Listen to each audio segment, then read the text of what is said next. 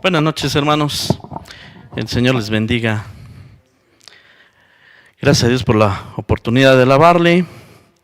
Vamos a continuar el estudio de Hechos de los Apóstoles que estamos llevando. Hoy iniciamos el episodio 55 y junto con él el capítulo 23 de este libro de Hechos de los Apóstoles. Téngalo preparado este capítulo. Vamos a leer unos pocos versículos, pero tengamos ahí nuestra Biblia lista. Vamos a titular este episodio Pablo ante el concilio judío. Vamos a hacer un repaso a manera de, como si estuviéramos leyendo los encabezados de los periódicos. Y diría uno de los encabezados: predicador en problemas, Pablo en el templo.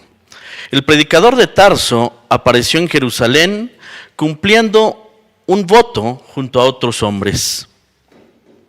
Otro encabezado diría así: multitud enfurecida, intentan linchar a Pablo en pleno atrio del templo.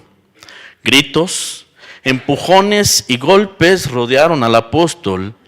Este hombre no merece vivir, clamaban los judíos, y lo acusaban de profanar el lugar sagrado.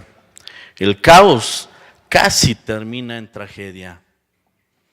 Otro encabezado diría: tensión en Jerusalén, tribuno romano salva a un hombre de morir linchado.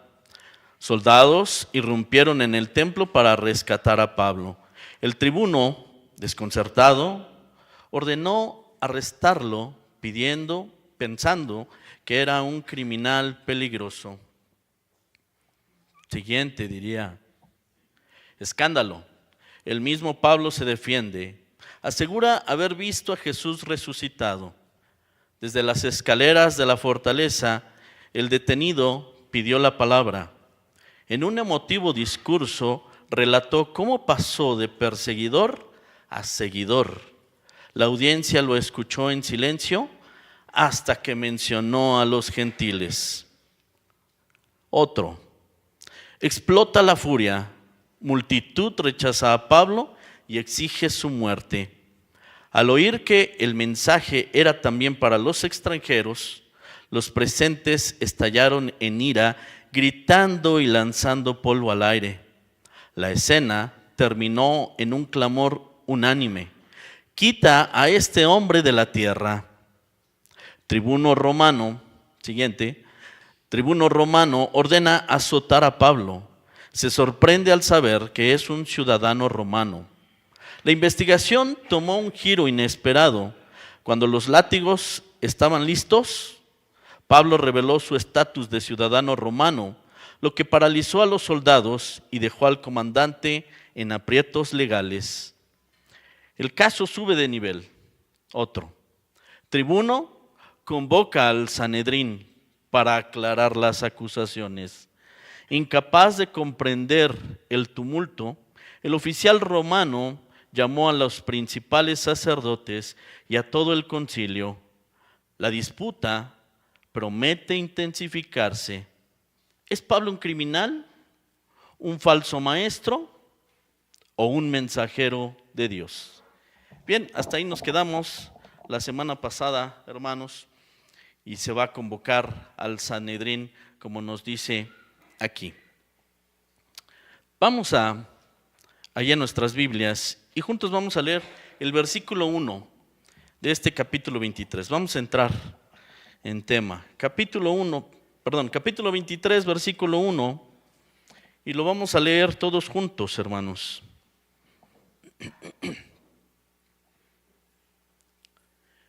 Versículo 1, dice así: entonces Pablo, mirando fijamente al concilio, dijo: varones hermanos, yo con toda buena conciencia he vivido delante de Dios hasta el día de hoy. Ahí nos detenemos. Hermanos, todas estas personas que están ahí delante, lo que quieren es matar a Pablo. Ya lo manifestaron. Quieren quitarle la vida a Pablo. Ellos no pueden pero a través, sin duda, de los romanos, buscarán esto. Por eso han insistido de esta manera, no conviene que este hombre se quede, ¿verdad? Ellos quieren que pierda la vida Pablo. Eso es lo que quieren, les está estorbando. El mensaje les hace mucho ruido, les quita autoridad, les quita prestigio delante del pueblo. Además, mucho pueblo también ha estado escuchando y creyendo. Así que delante de todas estas personas, imagínense estos rostros endurecidos contra el apóstol Pablo. Y es interesante porque él quiere iniciar una defensa, pero me llama la atención, y por eso nos detenemos desde este primer versículo, me llama la atención la forma en la que quiere iniciar la defensa Pablo, porque él dice: yo con toda buena conciencia he vivido delante de Dios hasta el día de hoy. Dice Pablo estas palabras. Imagínense a esas personas que quieren matarlo y lo escuchan decir que tiene buena conciencia. Él dice: tengo buena conciencia, he andado con buena conciencia, por supuesto sabemos nosotros, delante de Dios. Así que seguramente más se enfurecen estas personas. Pero será interesante preguntar, ¿Pablo puede decir esto? ¿Buena conciencia? ¿Puede decirlo? Y si nos lo preguntamos nosotros, hermanos, o si nos preguntaran así directo, ¿tienes buena conciencia? ¿Tu conciencia está limpia? ¿Qué diríamos? Piénselo, medítelo, ahorita lo vamos a ir viendo. Pablo dijo: con toda buena conciencia. Puede decir en otra manera: mi conciencia está limpia. Pablo, ¿cómo dices esto? ¿Te das cuenta lo que esto significa de todas estas personas delante de quienes tú lo estás diciendo? ¿Que tienes buena conciencia? Y entonces, vamos a ver, ¿qué es la conciencia, hermanos? ¿Qué es la conciencia? Una manera fácil de expresarlo, podríamos decir una voz, ¿verdad?, que está ahí en nuestro interior y que nos permite identificar, hermanos, lo que está bien y lo que está mal. Cuando nosotros obedecemos a Dios, nuestra conciencia está tranquila. Pero cuando nosotros desobedecemos a Dios, ¿cómo está nuestra conciencia? Pues no muy tranquila, ¿verdad? Nuestra conciencia nos acusa. En las definiciones podemos ver que la conciencia pues es un conocimiento de nosotros mismos. Y en ese conocimiento de nosotros mismos está precisamente el entendimiento de lo que está bien y lo que está mal. Y otra vez, si nos preguntan: oye, ¿tú puedes decir que tienes buena conciencia o tienes conciencia limpia? Seguramente nos quedaríamos, ¿verdad?, detenidos, pero es necesario considerar por qué Pablo dijo que tiene buena conciencia. Para empezar, Pablo no es Cristo. ¿Estamos de acuerdo? Pablo no es Cristo, por un lado. Pero él dice esto: ¿es Pablo mayor que nosotros? En este sentido de salvación, en este sentido de hijos de Dios, no, sin duda que no. ¿Podríamos entonces nosotros decir que tenemos una buena conciencia o que tenemos una conciencia limpia? Vayamos viendo. Tener esta conciencia limpia, hermanos, en realidad no depende de nosotros. Gracias a Dios hoy podemos entender que no depende de nosotros el que nuestra conciencia haya sido limpiada.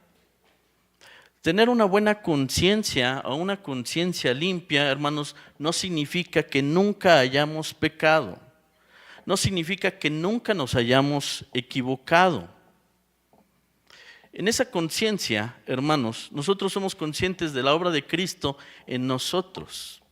Y ahora cuando nos equivocamos, nosotros tenemos una enseñanza muy clara de parte de Dios, que necesitamos ir a arrepentimiento. ¿No es así? ¿Qué debemos hacer cuando nos equivocamos? Ir a arrepentimiento. ¿Podemos equivocarnos? Sí, pero es importante, hermanos, reconocer nuestros pecados. Esta parte de reconocer nuestros pecados es muy importante, porque muchos, en orgullo y en soberbia tal vez, no quieren reconocer su falta. Algo le pasó a Adán, ¿verdad? Cuando le preguntaron, ¿qué hiciste? ¿No? ¿Y qué dijo Adán? Le echó la culpa a Eva. Y ya sabemos, ¿verdad? Se repite esto. Eva repitió lo mismo. Pues la serpiente. Y no que esto no fuera cierto. El asunto es que nosotros debemos de responsabilizarnos de nuestra propia culpa. Es bien fácil señalar y decir, bueno, sí me equivoqué, pero todo fue por causa de esto. Y entonces ahí está el señalamiento. Desde el momento en que ya hay un señalamiento y digo, sí me equivoqué, pero fue por culpa de, entonces no hay ningún reconocimiento de la culpa. No hay reconocimiento de tal cosa. Para Dios es importante, hermanos, que nos arrepintamos. Pero arrepentirnos implica que reconozcamos nuestra culpa. En una situación determinada podría haber varios culpables. Bueno, yo me hago responsable de mi propia, de la parte de mi culpa. Y lo reconozco delante de Dios. Y pido perdón a Dios. ¿No es así? Porque ya lo entendí, ya reconozco, pido perdón a Dios. Y luego necesito continuar tratando de vivir rectamente ante los ojos de Dios. ¿Habrá hecho esto Pablo? Vamos a ver si, ¿no? Vamos a ver si Pablo lo hizo. Primer carta a Timoteo, capítulo 1, versículo 15. Pablo escribe esto: palabra fiel y digna de ser recibida por todos, que Cristo Jesús vino al mundo para salvar a los pecadores, de los cuales, dice Pablo, yo soy el primero. ¿Ya lo vemos? ¿Qué dice Pablo aquí? Yo soy el primero, o sea, de los pecadores yo soy el primero. Él mismo se pone en primer lugar en la lista. Y en otros, solo escogí pero en otros pasajes vemos a Pablo diciendo lo que hizo. Yo estaba de acuerdo cuando mataron a Esteban. Hasta les cuidé sus cosas, ¿no? Yo estaba de acuerdo cuando mataron a Esteban. Así que Pablo podía reconocer, sí, su culpa, podía reconocer su pecado. Y lo expresaba él. ¿Saben por qué podía expresarlo, hermanos? Porque normalmente el pecado se quiere ocultar, pero él no lo oculta. Él lo confiesa, lo declara, lo comparte en las cartas. ¿Por qué lo hace? Porque él sabe que ya ha sido perdonado y ya ha sido limpiado de sus pecados. Entonces él puede decir, sí, yo pequé, yo soy el primero. De entre todos, porque el apóstol, aunque otro tipo de apostolado, ya se nos mencionó eso antes, pero ahí de entre todos, él dice, yo soy el último. Y en sus palabras deja ver que se considera, ni siquiera me siento digno, no soy digno de esto. Pero Dios tuvo gracia de él. Así que lo primero es que Pablo sí reconoce sus pecados. Pablo sí reconoce su falta. Y él sabe lo siguiente, que la sangre de Cristo nos limpia de nuestros pecados, nos limpia de nuestra conciencia. Dice Hebreos capítulo 9, versículo 14. Cuanto más la sangre de Cristo, el cual mediante el Espíritu Eterno se ofreció a sí mismo sin mancha a Dios, limpiará vuestras conciencias de obras muertas para que sirváis al Dios vivo. Así que dice la Escritura, limpiará vuestras conciencias de obras muertas. Limpiará vuestras conciencias. ¿Quién? La sangre de Cristo, Cristo Jesús. Una vez que nosotros entregamos nuestra vida al Señor, hermanos, nos arrepentimos de nuestras faltas, reconocimos nuestro pecado, el Señor se encargó de esto. Y entonces, de aquí podemos empezar a considerar, ¿mi conciencia está limpia entonces? ¿Mi conciencia está limpia?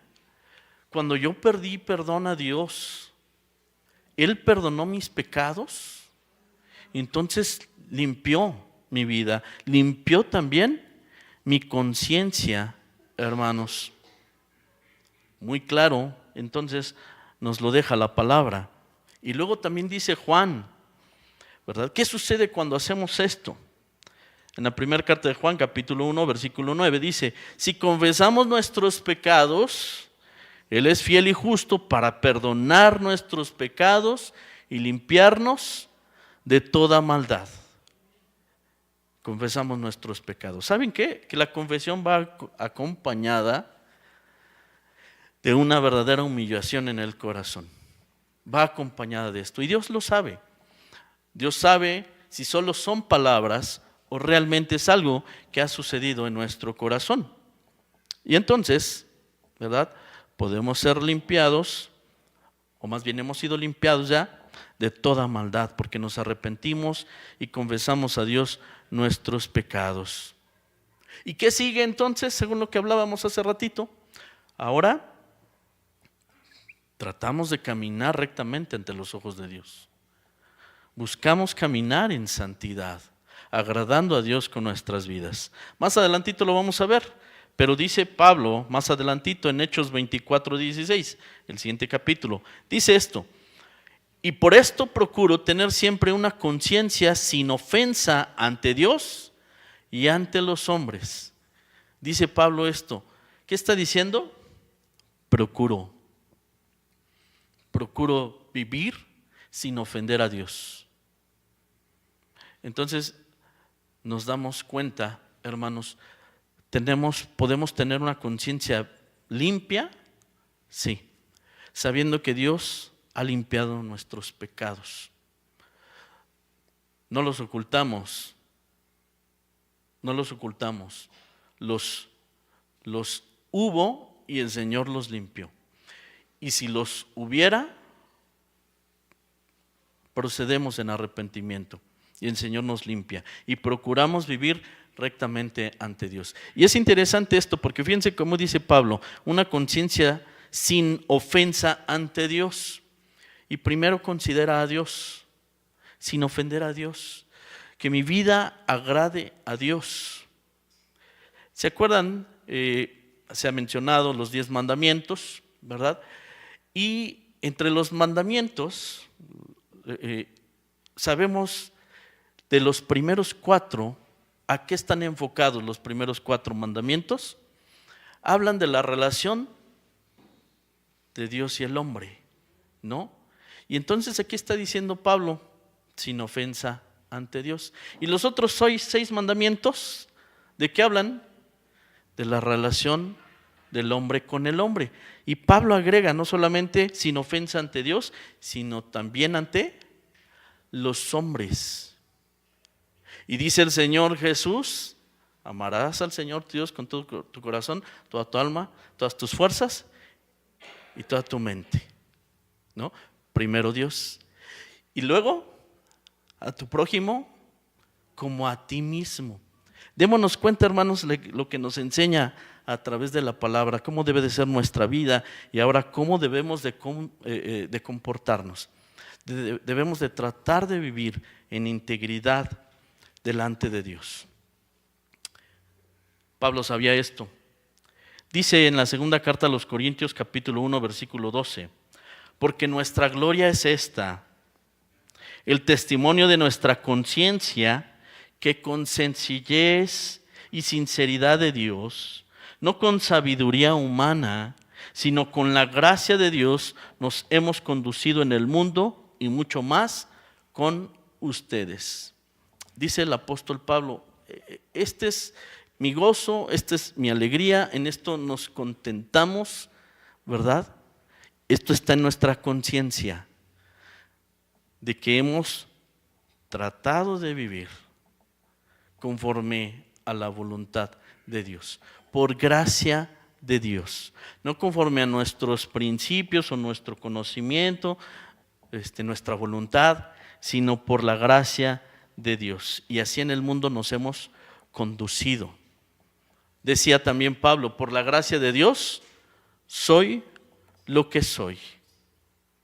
Así que, hermanos, cerrando este punto, esa conciencia limpia no significa sin pecado, sin que haya pecado nunca, sino es alguien que ha sido perdonado y que ahora busca ser obediente a Dios.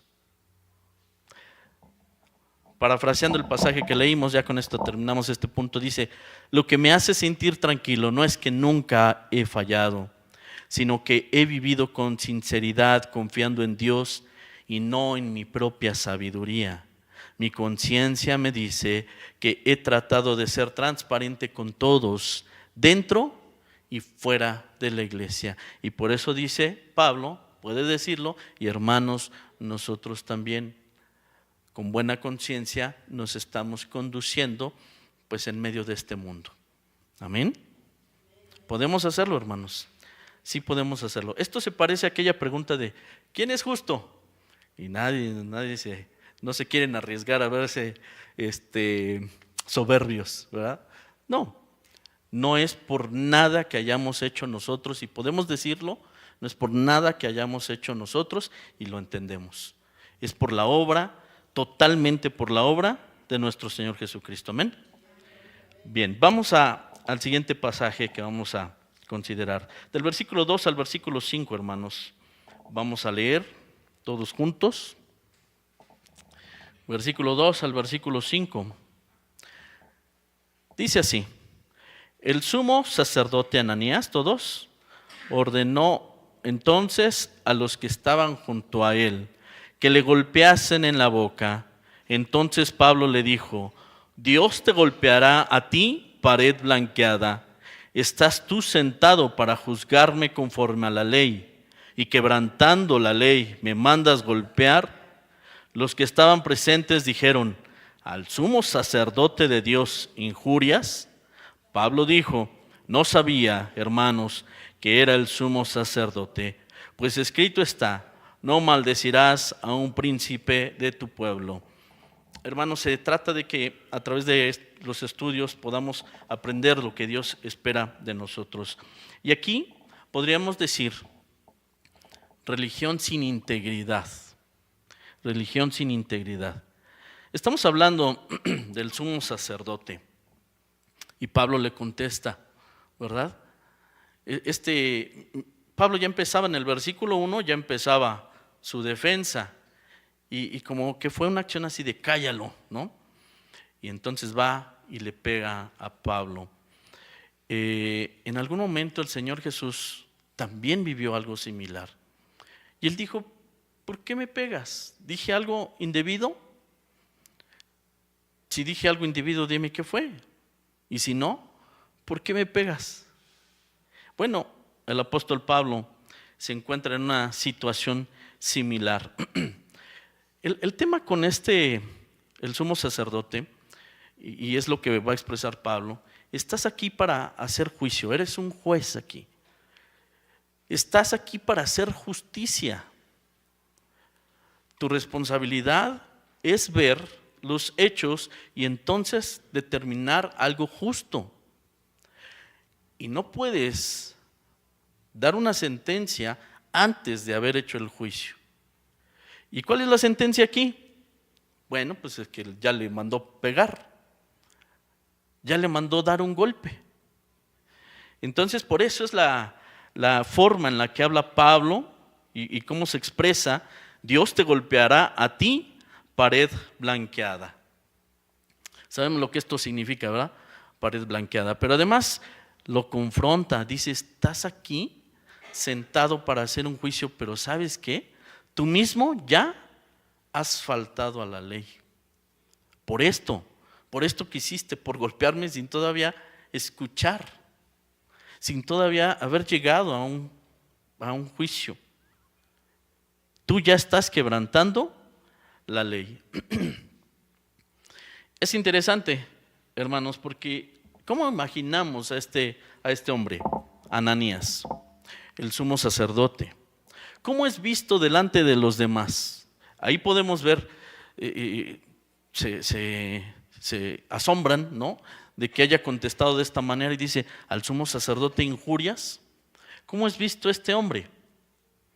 Pues para muchos es todavía visto como una autoridad, como un maestro, alguien que enseña, pero alguien que enseña, hermanos, tiene una actitud que no corresponde a lo que él debe de hacer. De hecho, él en este momento debería de tener una condición imparcial y escuchar pues a unos lo que están diciendo y escucharlo a él. Eso es lo que debería de hacer, pero él ya tomó una posición. Él ya decidió que se va a arrancar contra Pablo porque él ya tomó una posición. O sea, como que esta tarea tan importante de hacer juicio, una tarea importante dada por Dios, y cualquiera que esté en esa posición de hacer juicio, está puesto delante de Dios. Determinar una sentencia escuchando ambas partes está puesto de parte de Dios. Y si ya tomó parte, no está haciendo bien su tarea. Y ya sabemos, Dios nos pedirá cuentas de todos nuestros actos. ¿Cómo será la vida de esta persona? ¿Cómo lo ve el Señor? ¿Cómo lo ve Dios a este hombre? Dice Mateo 15:8, dice el Señor Jesús, y por supuesto estas palabras están incluso desde el Antiguo Testamento. Este pueblo de labios me honra, mas su corazón está lejos de mí. Y es que pensando otra vez en el sumo sacerdote, pues no estaría en los días de reposo allí, no estaría probablemente en los sacrificios, no estaría en las oraciones, no estaría en la lectura. Cosas que, hermanos, es evidente que son buenas y son sanas porque es parte de la tarea de Dios. Pero pareciera que no en todos los asuntos, entonces hay rectitud. Y esto es interesante, hermanos, porque al considerar esto, se trata de que nosotros aprendamos, algunos estamos recordando esto, algunos lo están aprendiendo, ¿verdad? Vivir en integridad. Vivir en integridad. Que yo soy el mismo aquí y soy el mismo allá. Que yo vivo pues lo que creo o lo que digo creer. O sea, mis palabras deben de hacer clic, ¿verdad? Deben de checar con mis actos, con mis hechos. Bueno, el sumo sacerdote en este momento pues queda de alguna manera expuesto en esta actitud y Pablo no se equivoca al decir pared blanqueada. Y sabemos lo que esto significa. El Señor Jesús también habló de esta manera y dijo sepulcros blanqueados. Y alguien podría pensar, es una ofensa. Pues cuando es la verdad, no es ofensa. Y entonces, sepulcros blanqueados, y lo describe el Señor Jesús, por fuera, hermosos, pero por dentro hay descomposición. Y hermanos, es interesante poder considerar esto de manera personal, ¿verdad? Cada uno, porque es hasta feo meditar, pensar en esto, lo que representa. No que esté mal lo que ha dicho Pablo, porque sin duda es verdad, pero lo que representa para esa persona, pared blanqueada, por fuera se ven bien, pero por dentro, en su corazón están dañados. En su corazón, pues Dios está, ya lo leímos, Dios está muy lejos de ellos. Dios está muy lejos. Así que, hermanos, si no hay integridad, y hablamos de esto, lo que digo, lo que creo, ¿verdad?, lo vivo aquí y allá. Si no hay integridad, entonces es hipocresía, ¿no? Si no hay integridad es hipocresía. Santiago 1, versículo 27 dice así: la religión pura y sin mácula delante de Dios el Padre es esta. A veces no nos gusta utilizar mucho la palabra religión porque lo asociamos a eso de religiosidad y que nosotros ya no somos religiosos, ¿verdad? Pero sí es algo que, una palabra que utiliza Santiago, y dice: la religión pura y sin mácula delante de Dios, sí está hablando no solamente de algo ahí externo, sino algo sincero, algo real. Por eso, sin mácula, ¿verdad? Puro. Es esta: visitar a los huérfanos y a las viudas en sus tribulaciones y guardarse sin mancha del mundo. Decía el Señor Jesús: si lo hiciste por uno de estos más pequeños, lo hiciste también a mí. Si no lo hiciste por uno de estos más pequeños, entonces tampoco me lo hiciste a mí. ¿Sí?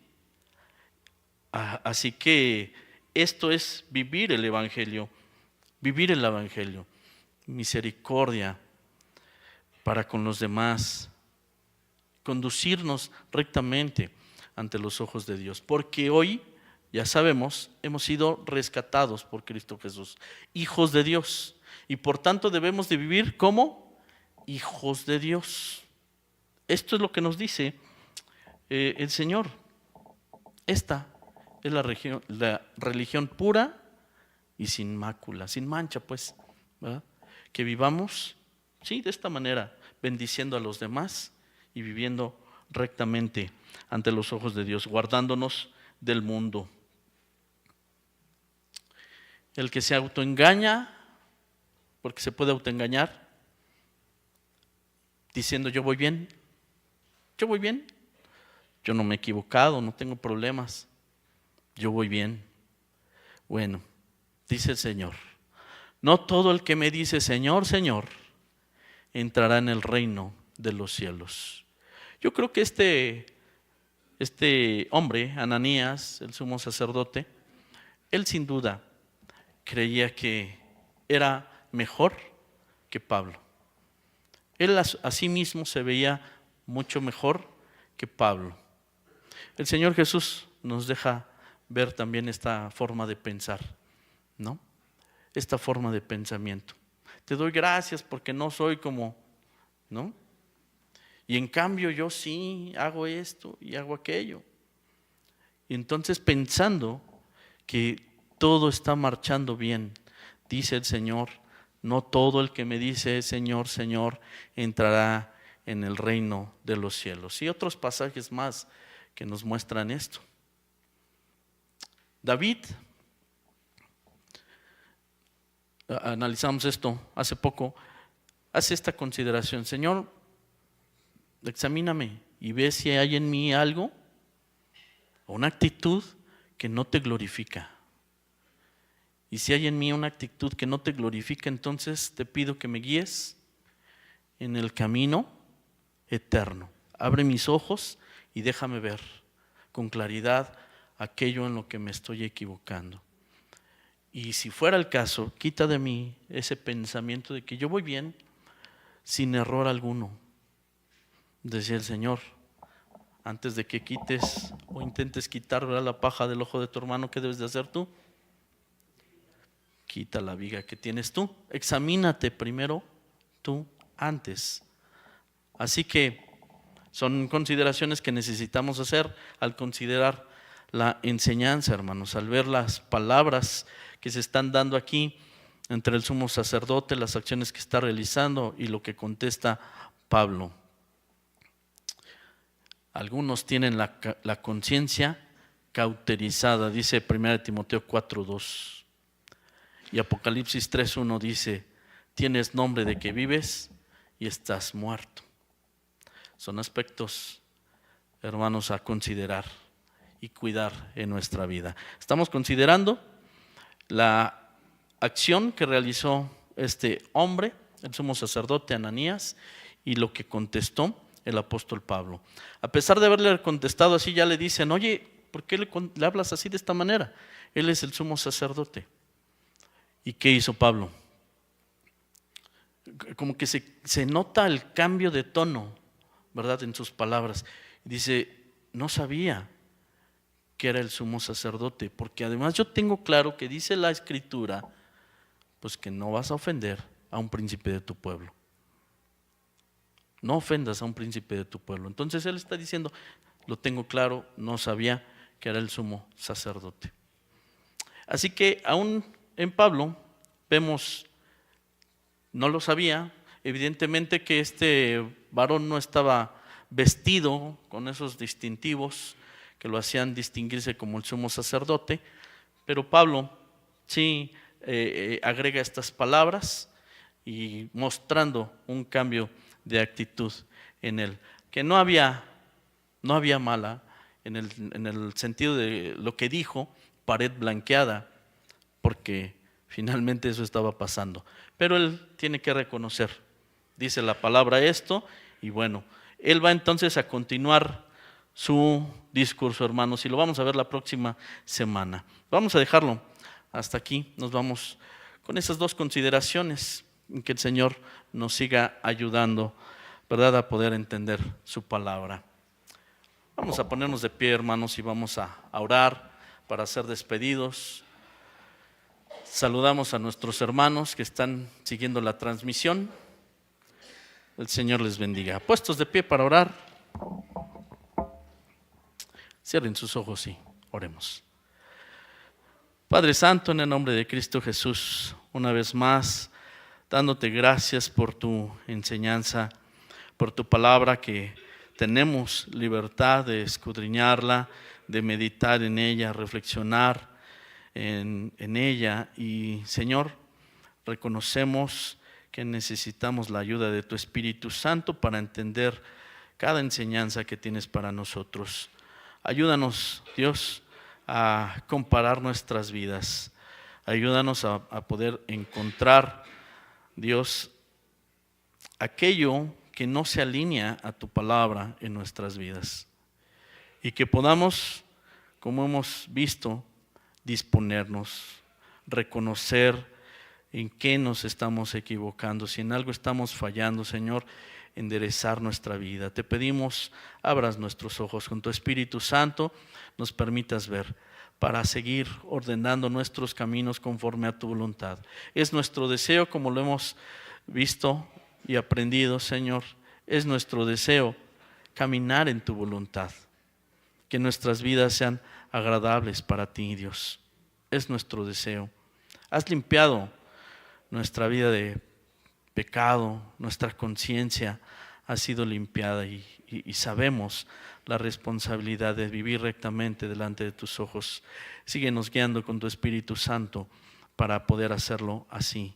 Gracias, Dios. Gracias por la vida de cada uno de mis hermanos aquí presentes, y gracias por también todas aquellas cosas que seguiremos viviendo y a través de las cuales tendremos oportunidad de aplicar tu palabra, de aplicar tu enseñanza a nuestras vidas. Señor, por todo esto te damos gracias y rogamos tu bendición para todos y cada uno de nosotros, hoy y siempre. Lo hacemos en el nombre de Cristo Jesús, nuestro Salvador. Amén. Amén. El Señor les bendiga, hermanos.